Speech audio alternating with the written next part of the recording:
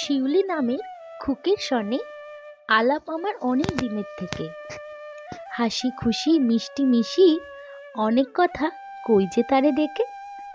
সেদিন তার কইনু, খুকি কি কি জিনিস কত তোমার আছে। সগৌরবে বলল, অনেক অনেক কিছু আছে তাহার কাছে।